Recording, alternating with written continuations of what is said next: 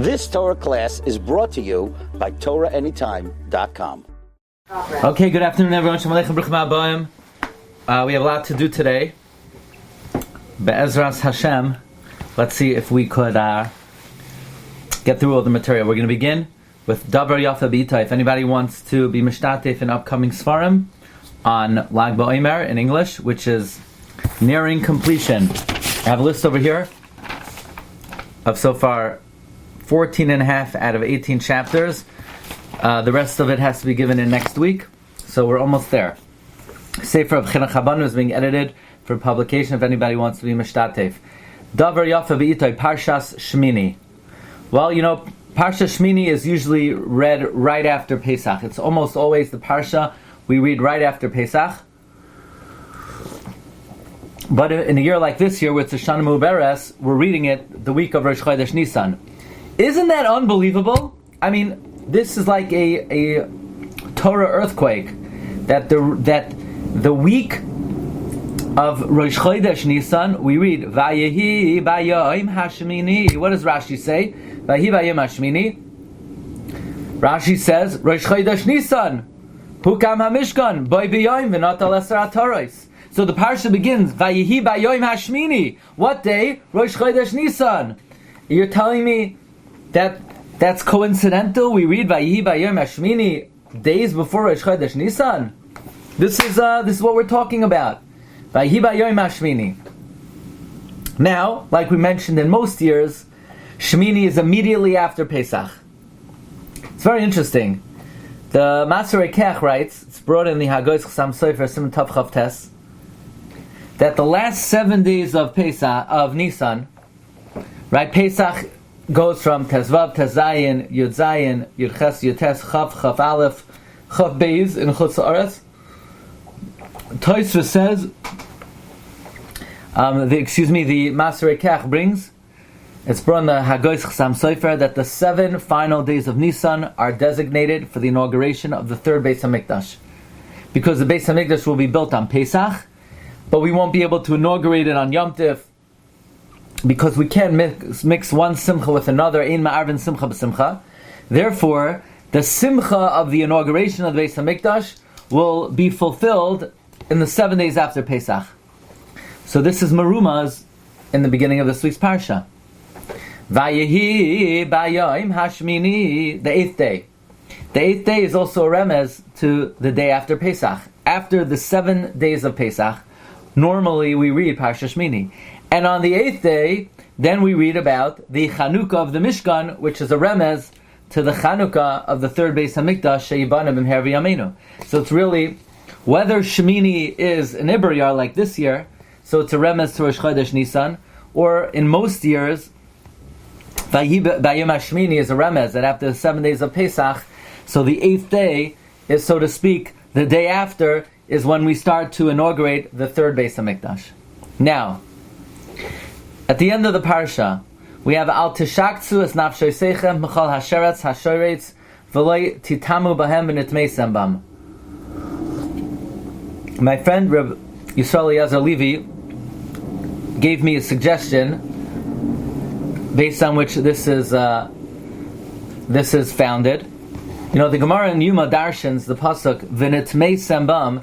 Don't defile yourself with any creepy crawling things. Don't contaminate yourself with them. So the Gemara says, don't read it, don't contaminate, elavani tamtem. Don't cloud yourself. An avera clouds the heart of a person. Any sin that a person commits, it clouds their heart. But the Mesilas Yesharim tells us that as much as any sin clouds one's heart, especially eating the forbidden foods has a detrimental effect on a person's character and personality. Why? Because you ingest it, you digest it, and you reconstitute it to be a part of yourself. So therefore, the eating forbidden foods is the most deleterious, is the most detrimental of any possible avera. It's very interesting that we read about this either in preparation for or in the immediate aftermath of the Yom Tov of Pesach. Chasam Sofer famously writes that of all the mitzvahs of Achila that we were ever given, we are only left with one mitzvah of achila. The Chassam Sofer says, mitzvahs achilas matzah shmura belel seder hi yechida nisheres lanu mikol mitzvahs achila shebechal Torah. We used to have many mitzvahs of eating, truma, kadshim, but we have no more mitzvahs of achila except for kazayis of matzah the night of the seder. By the way, in our humble sefer on Pesach, in Maimer Lamed, we ask, what do you mean? There are a lot of mitzvahs of achila. We have achila b'sukkah, we have achila on Shabbos, but the difference is, there the mitzvah is when to eat. The item is not an item of a mitzvah. The mitzvah is a mitzvah of time. But the night of the Seder, the night of Pesach, the mitzvah is a mitzvah of the item. The item itself is a chefza shel mitzvah. Since the item itself is a chefza shel mitzvah, it has a very elevating effect on a person. Think about it. You're ingesting kedusha. You're digesting kedusha. And you're making your flesh and your blood reconstituted out of that item of a mitzvah. In a certain sense, there is no greater elevation the whole year than the mitzvah of achilas matzah. So this is something we learn out from Parsha Shemini. From Parsha Shemini we learn out that just like forbidden foods have a detrimental effect on a person, so too the holiest haksheros have a elevating effect on a person. Okay. Now the pasuk says at the end of the parsha, Ki hani Hashem hamale eschem me'eretz Mitzrayim liyos lachem le'elokim. I am Hashem who brought you up from the land of Egypt to be for you a God. Rashi in parentheses says, Tanya debei Rabbi Shmuel, El mole lo ha'alisi es Yisrael mi'Mitzrayim ela b'shvil she'ein metamin b'shratzim dayam.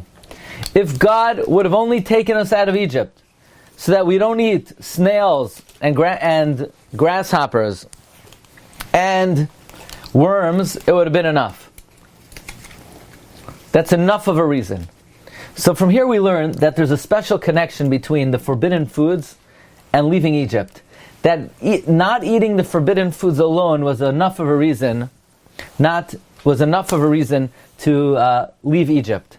According to this, since in most years we read Shemini right after Pesach, where we spoke about the Nisei Yetzias Mitzrayim, so it is within, it's understandable, it fits in beautifully, why in the immediate aftermath of Yetzias Mitzrayim, we read about the prohibition of eating shkatzim v'ramasim, because Rebbeinu Shalom said, if I only took you out of Mitzrayim so that you would be careful not to contaminate yourself with shratzim and ramasim, that would be enough. Finally, friends, who knows how many how many psukim are there in Parsha Shemini? 91 psukim in Shemini. Pirkei Rabbi Elazar tells us that the night of the Seder, the storehouses of Tal are opened. That's the night that Yitzchak was Mavarech Yaakov Avinu. And every night, every Leil Seder, we are Zoicha to the bracha of Yitein Lecha Elokim Mital HaShamayim Umishmani Aretz. The night of the Seder is a night of great bracha. Now we all know that for a bracha to devolve, for a bracha to be chal, we need confirmation. We need to confirm the bracha. How do we confirm the bracha? We always answer Amen. So what is the national Amen to all the blessings of the night of the Seder? The bracha of Tal. The storehouses of Tal are opened up the night of Yetzias Mitzrayim. And Hashem is Mavarech us. V'yitein lecha Elokim mital hashamayim. What is the Amen? What is the confirmation to the brachos of Pesach? So we're suggesting the confirmation is Parshas Shemini, 91 psukim, Gematria Amen. That is the confirmation to all the brachos as we typically read Shemini right after the Yom Tov of Pesach, Haba Aleinu L'Tova. By the way, we say a similar thing on Rosh Hashanah, Hashem gives us many brachos. We say Hayom Tevarchenu, Hayom Te'amatzenu, Hayom Tegadlenu.